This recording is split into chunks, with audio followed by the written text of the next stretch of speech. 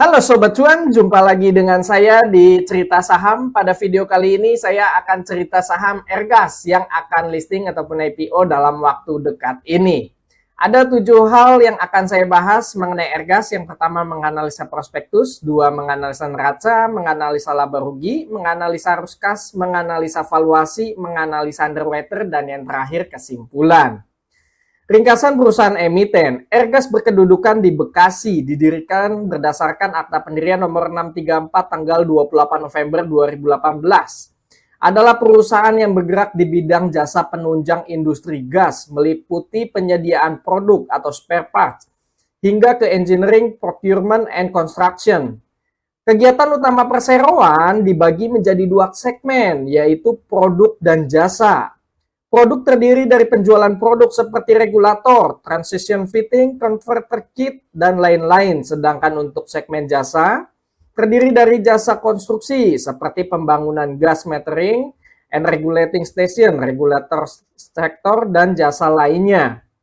Kegiatan usaha perseroan yang benar-benar dijalankan saat ini adalah perdagangan besar mesin peralatan dan perlengkapan lainnya, instalasi mekanikal, instalasi minyak dan gas. Ini adalah visi misi perseroan, lalu ini adalah rekam jejak perseroan. Sampai dengan saat ini perseroan memiliki 16 karyawan. Nah, sebelumnya sudah dijelaskan bahwa perseroan ada 2 segmen, yaitu produk dan jasa.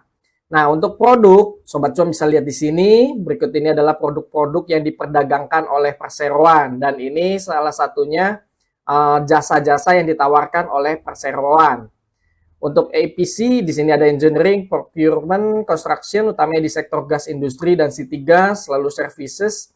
Di sini ada repair gas equipment, testing, and commissioning dari perusahaan-perusahaan oil and gas. Nah, dalam memperoleh pendapatan, penyumbang terbesarnya itu dari penjualan barang dagang atau produk yang diperdagangkan oleh perseroan. Sedangkan jasa penunjang instalasi gasnya itu perseroan paling tidak hanya menyumbang 10%-nya saja, bahkan kurang dari 10%. Nah, ini contohnya produk-produk yang diperdagangkan oleh perseroan. Dan ini adalah jasa yang ditawarkan oleh perseroan. Nah, ini adalah gambaran proyek-proyek yang sedang dilakukan oleh perseroan pada tahun 2023, dan ini adalah proyek yang sudah dijalankan perseroan di tahun 2022. Selanjutnya saya akan membahas rencana IPO Airgas. Jumlah saham yang ditawarkan sebanyak 334 juta lembar saham dan ada bonus waran, tiap 5 saham dapat 3 waran Airgas. Persentase publiknya 22,9%, harga penawaran dari harga 115 sampai 122. Harga arahnya apabila harga IPO di harga 115, maka harga arahnya di harga 155 atau naik 34,7%. Apabila di harga 122, maka harga arahnya di harga 164 atau naik 34,4%. Harga RB-nya apabila harga arahnya di harga 115, maka harga RB-nya di harga 75 atau minus 34,7%. Apabila di harga 122, maka RB-nya di harga 80 atau minus 34,4%. Perolehan dana IPO dari jumlah lembar saham yang ditawarkan dikalikan dengan harga penawaran, maka perseroan potensi mendapatkan 38 miliar sampai dengan 40 miliar. Masa book building 16 sampai 18 Oktober dan masa offeringnya 1 sampai 3 November. Rencana listing pada tanggal 7 November dan Airgas akan masuk dalam papan pengembangan. Underwriter-nya ialah PT Erdika Elite Sekuritas. Lalu rencana penggunaan dana IPO-nya. Nah, Sobat Cuan bisa lihat di sini, 80% ini akan digunakan untuk akuisisi 2 perusahaan dan akuisisi lagi 2 merek. Sekitar 14,6 miliar ini akan digunakan perseroan untuk pembelian 99% saham PT Kian Santang. Lalu sekitar 6,3 miliar akan digunakan perseroan untuk pembelian 99% saham PT Karya Instrumindo Simpati. Lalu sekitar 9,6 miliar ini akan digunakan untuk akuisisi merek Airgas dan Kian sekitar 7,6 miliar. Lalu sekitar 2 miliar ini akan digunakan perseroan untuk akuisisi merek Kians yang dimiliki oleh PT Airgas Kians Iconic. Lalu sisanya digunakan untuk modal kerja perseroan. Untuk rencana waran Ergas yang ditawarkan 200 juta lembar waran, bonus warannya 5/3, persentase waran beredar 17,8%, harga awalnya 0, harga tebusnya di harga 210, maka perseroan memperoleh hasil dari dana waran apabila semuanya ditebus sebesar 42 miliar rupiah. Masa perdagangan warannya dari tanggal 7 November 2023 sampai dengan 1 November 2024.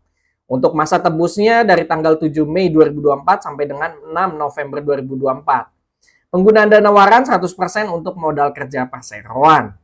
Lalu ini adalah struktur pemegang saham perseroan. Dan ini adalah bagian struktur kepemilikannya dan pengendalinya yaitu Bapak Edi Nurhamid Amin. Untuk lock-up period, keseluruhan pemegang saham yang ada di sini semuanya kena lock-up period. Lalu ini adalah profil dari Dewan Komisaris, dan ini adalah profil dari Dewan Direksi. Selanjutnya saya akan menganalisa neraca. Sebelumnya sudah kita bahas menganalisa prospektus. Nah, untuk total aset Ergas, Sobat Cuan bisa lihat di sini, untuk total aset dari tahun 2021 ini lebih dari 100% kenaikannya. Dari yang tadi 18 miliar, lalu naik jadi 47 miliar. Nah, kenaikan ini disebabkan terutama dari kas dan bank yang tadi 2,7 miliar jadi 15 miliar. Dan untuk piutangnya juga di sini membengkak dari yang tadi 5 miliar jadi 13 miliar untuk piutang usaha pihak berelasi. Lalu per 30 April 2023 ini ada kenaikan lagi yang dari tadinya 47 miliar jadi 52 miliar. Nah, sebenarnya hal ini disebabkan oleh karena adanya kenaikan di biaya dibayar di muka dan uang muka yang tadinya 300 jutaan lalu naik sampai dengan 11 miliar. Nah, untuk total asetnya juga di sini ada kenaikan dari yang tadinya 3,7 miliar jadi 7,6 miliar. Nah, pos-pos di sini sebenarnya tidak terlalu berpengaruh terhadap kinerja perseroan di masa yang akan datang. Untuk biaya dibayar di muka saja di sini dijelaskan bahwa merupakan biaya profesional dan tidak dijelaskan lagi secara rinci ini biaya apa. Lalu ini adalah uang muka dan ini kas dan bank. Sampai dengan saat ini perseroan memiliki 10,3 miliar di kas dan penempatan terbesar di Bank BNI. Lalu piutang terbesar di sini dari Pegas atau Pertamina Gas Negara sebesar 2,7 miliar. Untuk persediaan di sini menumpuk ya, dari tadi 751 juta naik 5 miliar, 6 miliar, dan per April 2023 ini naik pesat jadi 12 miliar rupiah. Selanjutnya mengenai liabilitas. Nah, liabilitas di sini anjlok ya, yang dari tadinya punya liabilitas 21 miliar, lalu turun 13 miliar, lalu turun lagi per 2022 di periode yang sama, per April 2023 ini 7,2 miliar. Lalu untuk yang per April 2023 ini anjlok jadi 1,5 miliar saja. Nah, hal ini disebabkan sudah tidak adanya lagi utang usaha di pihak ketiga. Maka dari itu liabilitas jangka pendeknya juga ini anjlok. Nah, Sobat Cuan bisa lihat di sini ya, anjlok. Bahkan untuk utang lain-lainnya juga lagi ini sudah dilunasin. Lalu untuk ekuitasnya, nah Sobat Cuan bisa lihat di sini naik pesat dari yang tadinya cuma 4 miliar, 5,6 miliar, lalu naik pesat di tahun 2022 ini 39 miliar dan per April 2023 ini naik jadi 51 miliar. Nah, Sobat Cuan bisa lihat di sini. Untuk setoran modalnya awalnya itu cuma 2 miliar, lalu disuntik lagi per 2022 jadi 13 miliar.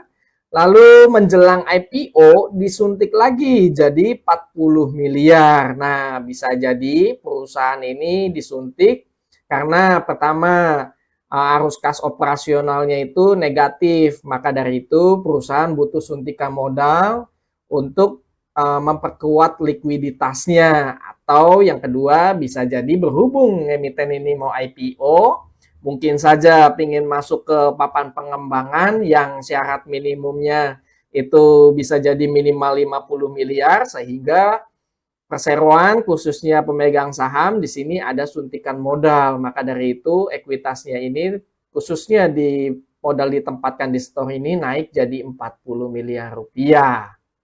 Selanjutnya saya akan menganalisa laba rugi.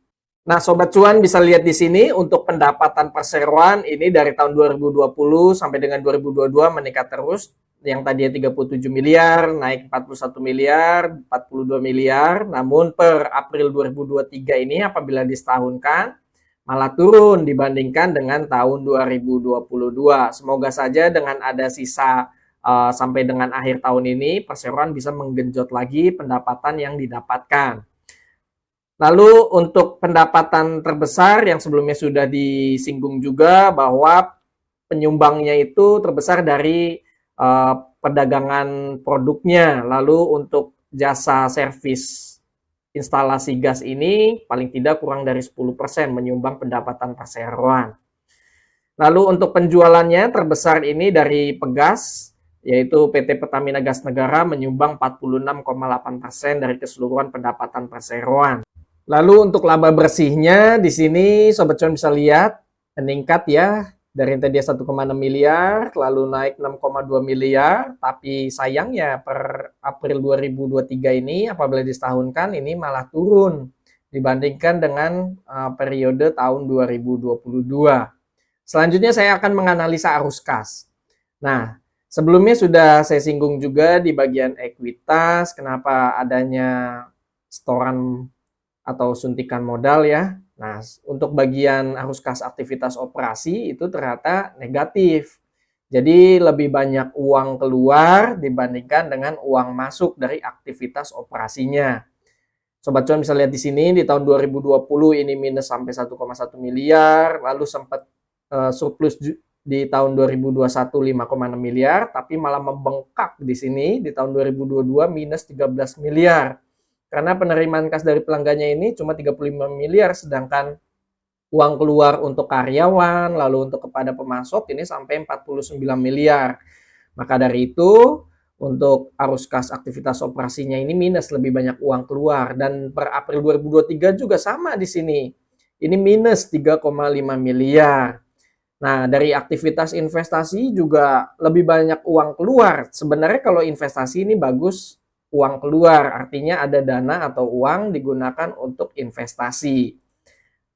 Maka dari itu di aktivitas pendanaan, nah Sobat Cuan bisa lihat di sini ada penambahan setoran modal total di sini 38 miliar untuk menutupi minus-minus uang keluar yang ada di aktivitas operasi, di aktivitas investasi. Nah, per April 2023 untuk dari aktivitas pendanaannya di sini ada uang masuk 10,3 miliar. Nah, jadi kenaikan bersih kas dan banknya di sini masih minus 4,6 miliar, lebih banyak uang keluar dibandingkan dengan uang masuk. Berhubung kas dan bank pada awal tahunnya itu ada 15 miliar, maka kas dan bank di akhir periode April 2023 ini ada 10,3 miliar. Maka dari itu adanya penambahan modal yang tadinya 2 miliar jadi 40 miliar, salah satunya disebabkan karena perseroan ini dari aktivitas operasinya selalu minus. Nah, mungkin ditambahkan juga ini momentum mau IPO, mungkin juga salah satunya agar masuk dalam papan pengembangan yang minimum ekuitasnya 50 miliar, sehingga jadi katalis gitu ya agar perseroan ini masuk dalam papan pengembangan. Lalu selanjutnya saya akan menganalisa valuasi. Nah, ini saya ambil laporan keuangan disetahunkan, saya ambil harganya 115 sampai 122. Total saham beredar 1,4 miliar lembar saham, pendapatannya 37 miliar, laba bersihnya 3,6 miliar, ini saya setahunkan. Total asetnya 52 miliar, total liabilitasnya 1,5 miliar, ekuitasnya di sini saya sudah tambahkan dengan perolehan dana IPO, apabila di harga 115 maka ekuitasnya 89 miliar, apabila di harga 122 ekuitasnya 91 miliar. Market cap-nya apabila di harga 115 maka market cap-nya 167 miliar, apabila di harga 122 178 miliar. Book value perbandingan antara ekuitas dengan total saham beredar. Dapatlah book value atau harga wajar perseroan di harga 61. Apabila di harga 122 maka book value-nya 62. PBVR perbandingan antara harga saham dengan book value-nya. Apabila di harga 115 maka PBVR 1,8 kali. Apabila di harga 122 maka PBVR-nya 1,9 kali. EPS perbandingan antara laba bersih dengan total saham beredar, didapatlah EPS-nya 2,4. Per perbandingan antara harga saham dengan EPS, maka apabila di harga 15, PER-nya 47 kali, apabila di harga 122, 50 kali. ROE, perbandingan antara laba bersih dengan ekuitas. Dari ekuitas 89 miliar, perseroan mendapatkan atau membukukan laba bersih 3,6 miliar, maka ROE-nya 4%, apabila dari 122, 3,9%. NPM melihat profit marginnya, perbandingan antara dari laba bersih dengan pendapatan. Perseroan mendapatkan pendapatan 37 miliar dan membukukan laba bersih 3,6 miliar, maka NPM-nya 9,7%. DER melihat rasio utang dengan ekuitasnya. Total liabilitas 1,5 miliar, ekuitas 89 miliar, maka DER-nya 1,7%. Apabila dari 122, 1,6%. Selanjutnya saya akan menganalisa underwater. Nah, underwater-nya ialah PT Erdika Elite Sekuritas. Ini data saya ambil semenjak adanya IPO. Tidak banyak saham-saham yang dikawal oleh PT Erdika Elite Sekuritas. Nah, terakhir ini ada saham Gria, sama-sama papan pengembangan, tapi bedanya kalau Gria ini tidak ada waran. Gria ini waktu opening ini minus 15%. Pada saat itu ARB-nya masih minus 15%. Jadi openingnya itu ARB. Lalu dibawa naik, tapi tidak sempat hijau pada saat closing. Closingnya ini masih merah, minus 1,6%. Semoga saja Ergas nasibnya tidak sama dengan Gria. Lalu bagaimana dengan risk reward-nya? Kalau sahamnya naik itu kan sudah pasti cuan. Lalu bagaimana kalau ARB? Nah, di sini saya apabila saat penjatahan kita mendapatkan 100 lot dan dapat bonus waran 60 lot sesuai dengan prospektus 5:3. Harga sahamnya saya ambil di harga 115, maka modalnya jadi 1.150.000. ARB pertama ini di harga 75 atau minus 34,7%, maka modal kita tergerus 400.000, jadi sisa 750.000. Maka minimal balik modal itu Sobat Cuan harus jual waran itu di harga 68. Maka keuntungan dari warannya itu sebesar 408.000. Apabila ngejual di bawah 68, tentu Sobat Cuan akan rugi. Bagaimana kalau kita baru bisa menjual di harga ARB kedua atau di harga 50? Itu modal kita sudah minus 56,5%, tergerus 650.000, jadi sisa 500.000. Maka waran yang perlu kita jual untuk minimal BEP itu di harga 109. Keuntungan warannya sebesar 654.000. Semoga dengan adanya tabel seperti ini bisa jadi bahan pertimbangan untuk Sobat Cuan mau ikut IPO ini atau tidak. Selanjutnya, terakhir yaitu kesimpulan. Kesimpulan rencana IPO. Ergas secara bisnis masih punya ruang bertumbuh. Hal ini dibuktikan dengan meningkatnya pendapatan perseroan tiap tahun seiring dengan bertambahnya proyek yang direalisasikan dan persediaan barang instalasi gas yang akan dijual. Ergas secara penggunaan dana IPO cukup bagus karena sebagian besar dana IPO digunakan untuk akuisisi 2 perusahaan dan 2 merek. Hanya saja yang menjadi fokus utamanya ialah salah satu perusahaan dan kedua merek tersebut merupakan pihak afiliasi. Jumlah saham yang ditawarkan untuk publik tidak termasuk besar, yaitu sebanyak 3,3 juta lot. Terdapat waran 5:3 dan lock-up period yang membuat resiko jadi terminimalisir. Ergas akan masuk dalam papan pengembangan. Untuk ringkasan prospektus saya kasih nilai 4/5. Untuk laporan keuangan, Ergas memiliki laporan keuangan neraca yang bagus seiring dengan meningkatnya kinerja perseroan sehingga berhasil menumbuhkan aset dan ekuitas perseroan. Bahkan saat ini Ergas tidak memiliki utang berbunga bank dan lembaga biaya keuangan. Terlebih nantinya Ergas juga akan mendapatkan dana segar tambahan hingga 82 miliar rupiah dari IPO saham dan waran apabila nantinya semua warannya ditebus. Untuk laporan laba rugi, Ergas secara pendapatan dan laba bersih tiap tahunnya masih cenderung belum stabil namun cenderung meningkat. Dengan adanya rencana IPO dan rencana ekspansi yang dilakukan, diharapkan Ergas dapat meningkatkan lagi pendapatan dan laba yang dihasilkan di periode selanjutnya. Untuk laporan arus kas, sayangnya arus kas operasionalnya minus dikarenakan meningkatnya pembayaran kepada pemasok dan karyawan dibanding pemasukan kas dari pelanggan. Kemudian untuk arus kas investasi cukup bagus, nilai negatif dikarenakan adanya pembelian aset tetap. Lalu terakhir pendanaannya ada uang masuk dari penambahan setoran modal untuk memperkuat likuiditas perseroan. Untuk ringkasan laporan keuangan saya kasih nilai 3,5/5. Untuk valuasi PBV tergolong wajar untuk saham IPO sebesar 1,8 kali. PER-nya sebesar 47 kali. Dengan adanya rencana IPO dilakukan, diharapkan Ergas dapat meningkatkan lagi ekuitas, pendapatan, dan laba bersihnya sehingga dapat menurunkan nilai valuasi perseroan. Market cap Ergas juga tergolong wajar, yaitu 167 miliar dengan ekuitas perseroan sebesar 89 miliar. Untuk ringkasan valuasi saya kasih nilai 4/5. Untuk underwater, Ergas menunjuk PT Erdika Elite Sekuritas dengan kode broker AO. Secara historikal, IPO dibawakan oleh AO semenjak adanya IPO sangat bervariatif saat opening dan closing market di hari pertama. Akan tetapi saham yang pernah dibawakan oleh AO terakhir kali ada Gria yang openingnya ARB dan closingnya merah. Hal inilah yang bisa jadi bahan pertimbangan untuk Sobat Cuan strategi apa yang terbaik yang akan dipilih ketika mengikuti IPO Ergas ini. Untuk ringkasan underwater saya kasih nilai 3/5.